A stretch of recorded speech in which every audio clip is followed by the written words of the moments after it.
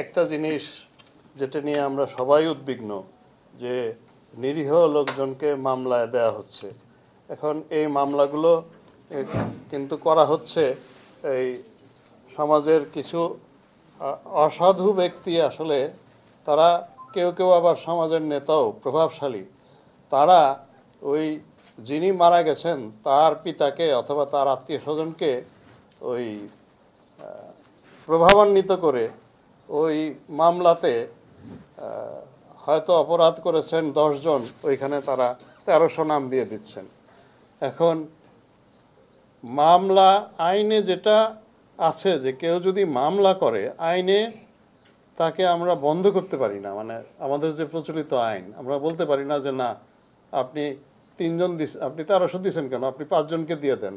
এটা আমি আইনও তো বলতে পারি না, আইন আমাকে আসলে সেই ক্ষমতা দেয়নি।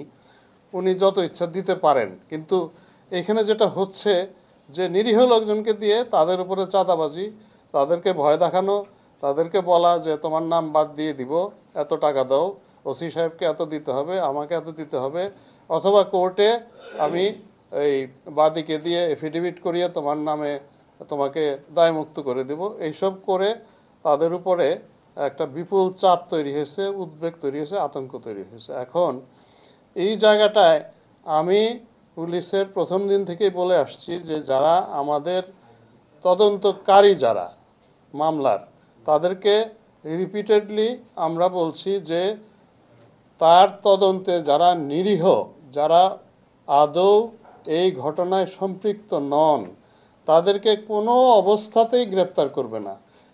এর সাথে এখন আমি বলা শুরু করেছি যে গ্রেপ্তার তো করবেনই না, উল্টা খুঁজে খুঁজে তাদেরকে ফোন করবেন অথবা তাদেরকে অন্যের মাধ্যমে বার্তা দিবেন যে আপনি ভয় পাবেন না, আমার এখনকার যে তদন্ত যতটুকু হয়েছে তাতে মনে হচ্ছে যে আপনার কোনো ইনভলভমেন্ট নাই, আপনি ভয় পাবেন না, আপনি নিশ্চিত থাকুন, আপনাকে আমি গ্রেফতার করতে যাব না।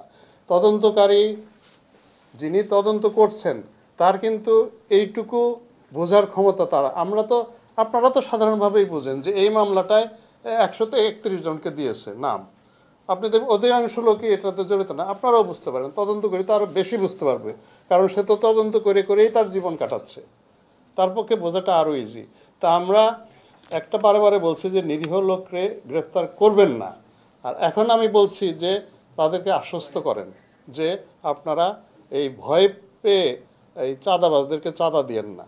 আর এই যে বাদীকে ধরে নিয়ে একটা এফিডেভিট করিয়ে বলতেছে যে এই যে তোমাকে মুক্ত করে দিলাম, এই ভুলটাও তাদের ভাঙাতে হবে। ওইটাতে মামলার কোনো লাভ ক্ষতি কিছুই হয় না, ওটা শুধু হয়তো বা উকিল সাহেবের কিছু আয় হয় অথবা এই হয়। ওইটা তদন্তকারী যদি দেখে যে ওই ভদ্রলোকের ইনভলভমেন্ট আছে, যতই আপনি এফিডেভিট দেন, চার্জশিটে কিন্তু তদন্তকারী নাম দিতে পারেন, ওই এফিডেভিটের কোনো আইনগত মূল্য নাই, এটা মানুষকে বোকা বানায়, এই যে কিছু ধরনের টাউট আছে ওরা। তো এইটা আমরা বারে বলছি। আমি আপনাদের মাধ্যমেও এই সমাজের সবাইকে বলতে চাই যে এইটা আপনারাও একটু আমাদেরকে হেল্প করেন, মানুষকে একটু আশ্বস্ত করেন যে আমরা নিরীহ কাউকে গ্রেফতার করব না, এবং কোনো অবস্থাতে যদি কখনো এরকম হয়ে যায় আমাদের একটু নজরে আনবেন। বছর শেষের খুশি নগদে হবে বেশি। নগদ পেমেন্টে নির্দিষ্ট ক্যাটাগরির কেনাকাটায় 300 টাকা পর্যন্ত ক্যাশব্যাক। অস্ত্রগুলির ব্যাপারে আমরা এখনো আসলে খুব প্রায় 6000 অস্ত্র তৈরি হয়ে গেছে, এখনো তো আমাদের প্রায় 1500 এখনো আমরা উদ্ধার করতে পারি নাই।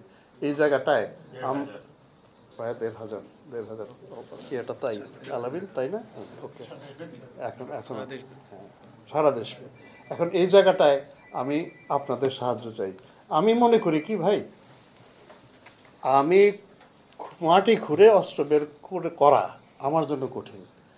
আমি যদি আপনাকে উপকার করতে পারি, সমাজের লোকটাকে উপকার করতে পারি, সে যদি দেখে যে না এই পুলিশ তো দেখি কাজ করে, উনি নিজের থেকে বলবে যে স্যার ওইখানে কিন্তু ওই কটা গুলি পড়ে আছে, নিজের থেকে বলবে, মানে if I can earn your confidence, তখন বেরিয়ে যাবে অস্ত্রগুলা।